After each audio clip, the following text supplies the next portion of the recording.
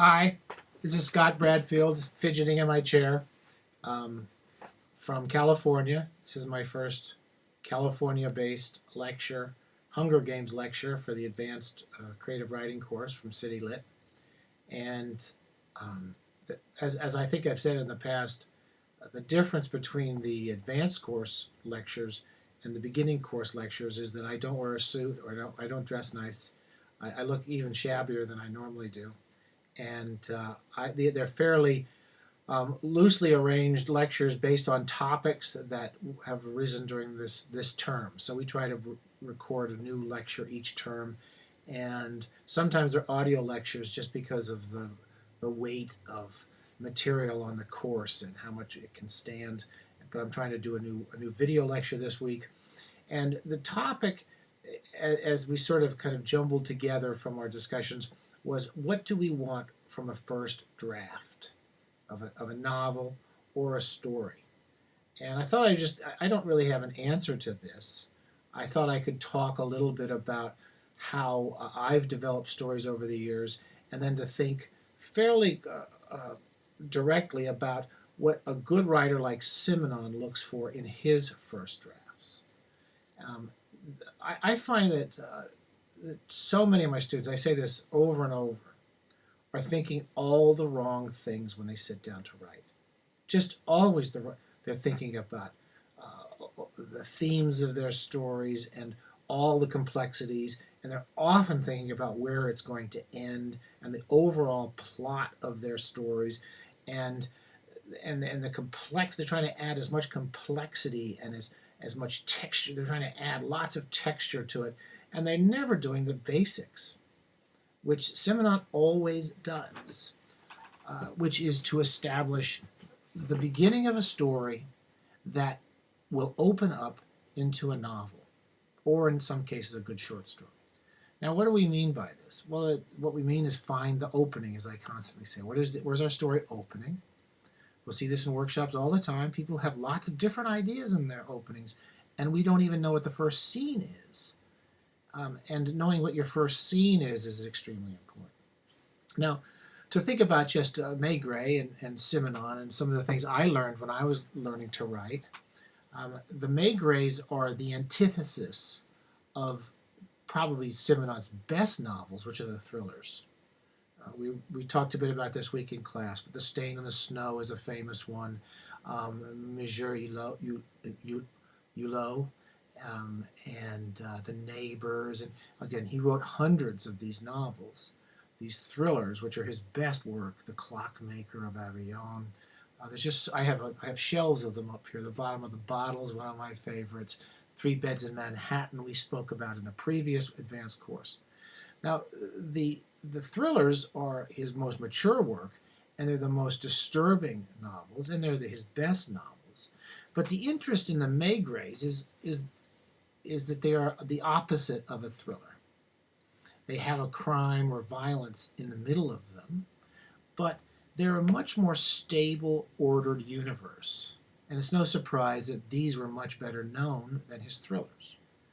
They have a central character who's very dependable. He's not cheating on his wife and running all over town and getting drunk. Though he likes to drink brandy at the local cafe, he goes home every night to Madame Maigret. And the steadiness of their relationship and the steadiness of his work commitments make him a very, very stable Simenon character. What's interesting for Simenon in writing the Maigrets is never the stable characters. He's always interested in the unstable characters, the people who start to lose it a bit. And so usually Maigret will be investigating these types of people who might often be the central characters of the thrillers. The Maigrets are always resolved at the end. He goes home to Madame Maigret. He solves the case. Again, the solution, excuse me for using quote marks, I should never use those after Sean Spicer, but the solution is not about who killed anybody. And Simenon said this himself. It's always, why did the crime happen, and who are these people? These apparently normal bourgeois people usually who have crimes occur in their lives.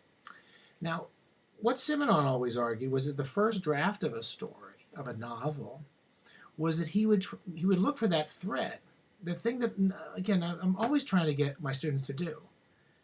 Stop coming with lots of clever ideas, because the more you put into your first draft, if you haven't found this one basic thread to your story, you really don't have anything to revise. I've seen this over and over and over.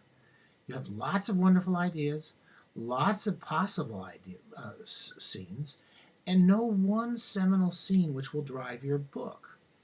Again, the Simenons are just like the Maigres are just skeletons of kind of perfectly constructed little books. Of course, you could make them more complex and more elaborate and more beautiful, perhaps. But until you can do this, you can't do the rest of the stuff. Okay, you can't do the late Philip Roth, as I was trying to say. Sometime I've said several times in my course of my life. But let's look at what he does. Again, we start. One of the things he does with the Maigres is he's trying to refresh this character with every book.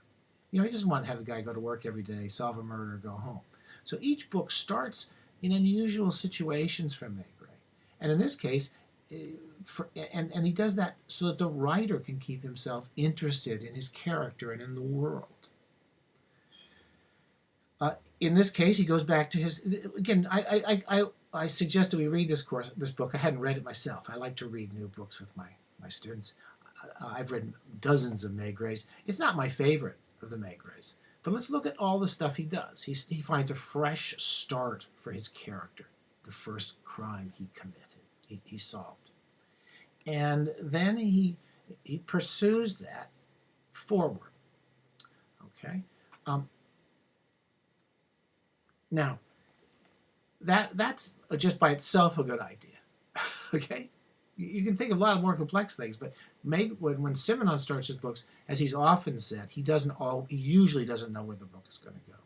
But he has to find an opening that will help him drive his book. So starting with a younger Maigret, a younger Madame Maigret, putting him into a case where normally he would never have ventured, and have an opening the really life of Maigret with a scene. And the scene is set up in about 2 pages with the arrival of the flautist who has heard something.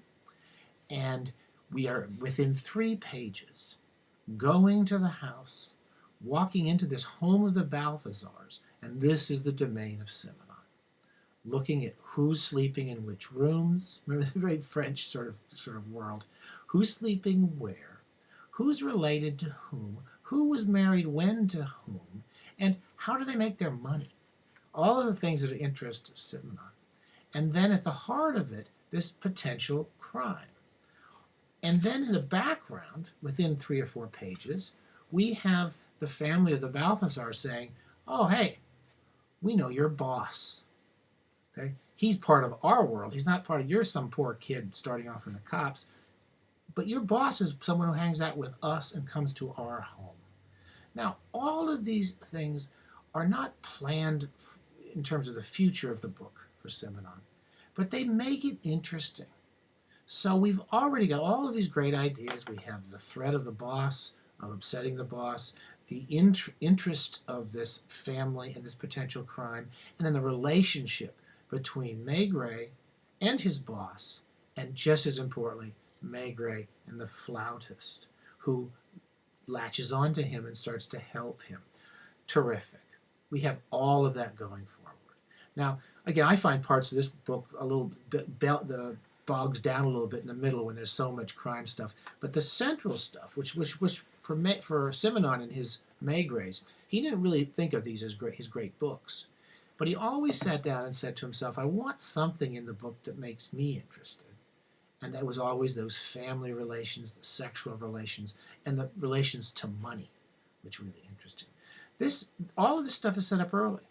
He moves forward. We rarely use flashbacks, very rarely. As an investigator, Maigret can overcome that anyway, since people in scenes with him talk about the past, perfectly fine, if you don't get bogged down in the exposition and you make those scenes immediate. And he follows all the way through it, and as he often said, he wrote his first draft in about 11 days. 11 days, he overwrote. So he over-detailed physical life, physical bodies. He might have developed the conversations longer than he did. He might have put more imagery in it. But you'll see how quickly he paints the weather when you get into a scene. He'll quickly paint the day, which in the mood of Maigret as he moves into the next scene. He does all that stuff very quickly, mainly because the first time through, he's really just shooting for this thing that so many of my students aren't doing at all on their first draft.